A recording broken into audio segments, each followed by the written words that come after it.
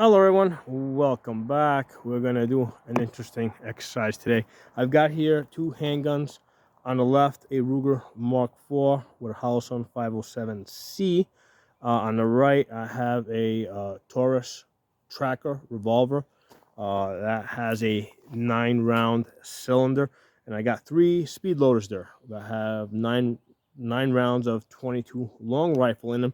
On the left, with the Mark IV, even though those are 10-round magazines, what I did is I downloaded them, so I only have 9 rounds in each magazine. So basically, I just needed a reason to shoot and have some fun, and I came up with this exercise.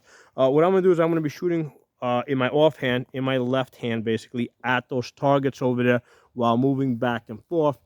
And it's just an exercise to see, which gun I shoot better with. Is it the traditional revolver with the double action trigger, or the semi-automatic with the optic? Now, before you say, hey, obviously I'm going to shoot better with the semi-automatic with the optic, something to keep in mind, that's a Holosun 507C, not the ACSS.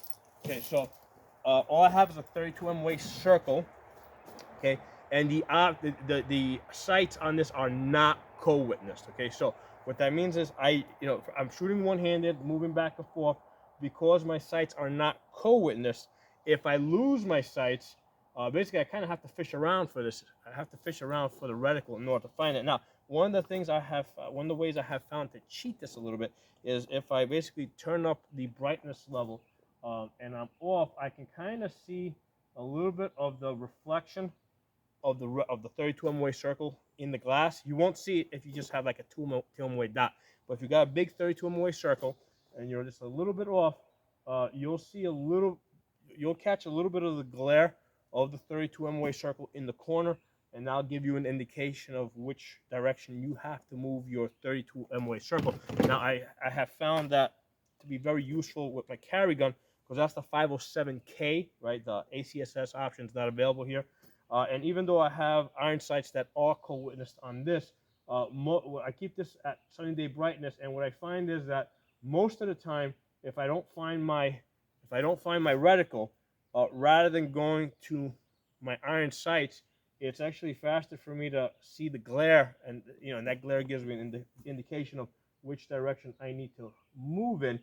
Now, interestingly enough, between the 507K and the 507C, for whatever reason, the glare on this is better. Like, if I'm off, I can get a better indication of which direction I need to move in, compared to the 507C.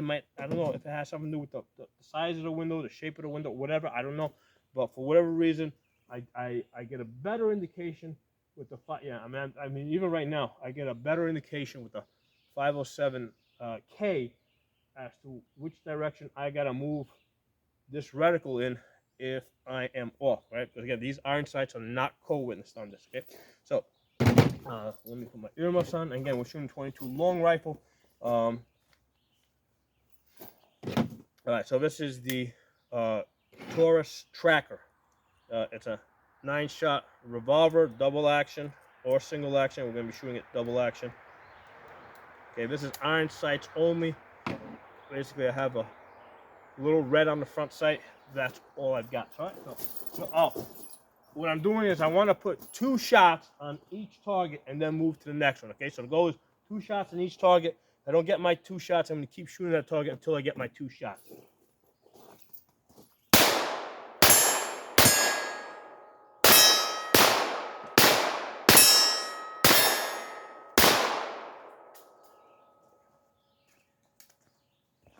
Interestingly, on that last one, I did not fully reset the trigger on this, because this has a lot more trigger pull. And what happens is, on the revolver, if you don't fully reset the trigger, it's not going to work. On semi-automatics, the trigger moves a shorter distance, so you can usually get a better reset, by moving your finger less. So that's interesting. Okay, so let's shoot.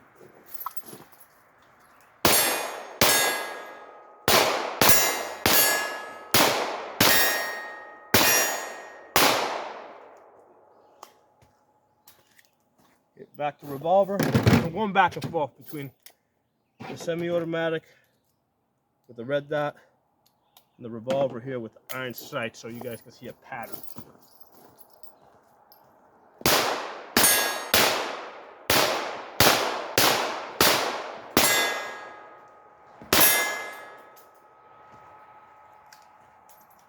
That time I didn't do too good with that.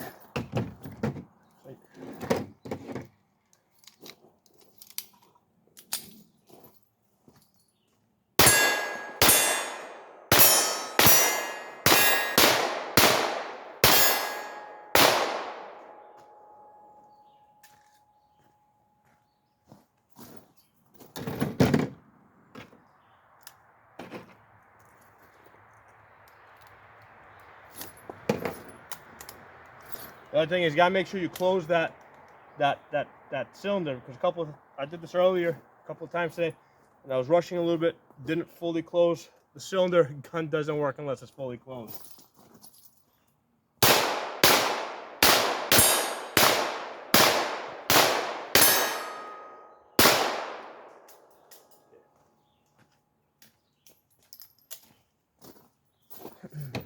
All right, last one, semi-automatic.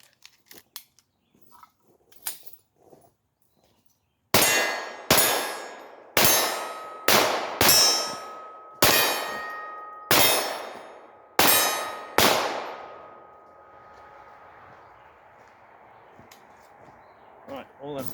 So, I'll let you guys tell me what you guys think. Because part of the reason why I do these videos is because of the comments that you guys make, because I enjoy the conversation that we have.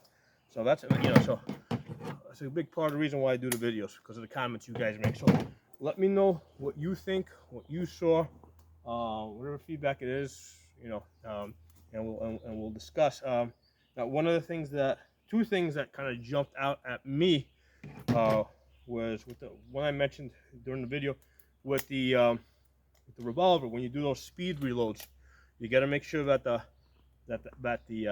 cylinder completely closes, the gun closes, because a lot of times when you practice, if you're a revolver shooter at the range, you're usually doing things really slow, methodical. People don't think to do speed shooting with revolvers, okay? And that's one of the things I wanted to do today. I wanted to kind of speed shoot this, do a little bit of moving, when you try to do a little speed it up, a lot of times you don't close the cylinder completely, and I had an instance today where it was not working. The other thing that I saw under that pressure to try and shoot faster, if you don't let the trigger out completely to reset it, like right now, see, it doesn't go. Okay, so you gotta completely let out the trigger.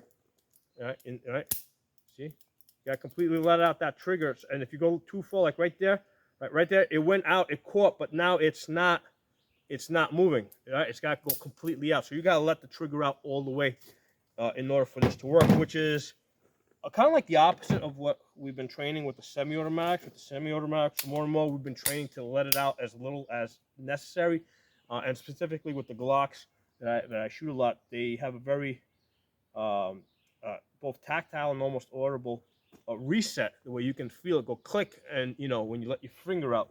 So that's a difference in the way. Excuse me. That's a difference in the way that these two triggers work. Now, one of the things that I learned while doing this today is the other thing that I mentioned with the reticle being really bright, right? Because a lot of times people don't set it bright because they're trying to conserve the battery. And the problem is, if you don't set it bright, if you don't have perfect presentation, right? If you don't have perfect presentation, and you don't get to see iron sights, like I can't, like right now, there's no coatings here, so I can't see my iron sights. All right, if it's bright, if it's really bright, you can see a reflection on the walls of the housing, right? That you can see a reflection, and that tells you which way you gotta move. And one of the things I realized today, that the 507K to that extent works a lot better than that 507C, right? Where I see a reflection in the glass like even when it's way off, I can still see a reflection. I get a better sense of where I need to, you know, which direction I need to move this this reticle and move the gun so I can find my reticle. So that's something that I learned today in just comparing this optic to the other optic. So let me know what you guys think, what you guys thought of my shooting. Talk to you guys soon. If you're not a member of my channel, subscribe. Make sure you follow me on Odyssey and on Rumble, okay, and on my other YouTube channels. On Odyssey, I am Pocono Tactical. Odyssey spelled ODYSEE.com. I'll talk to you all soon.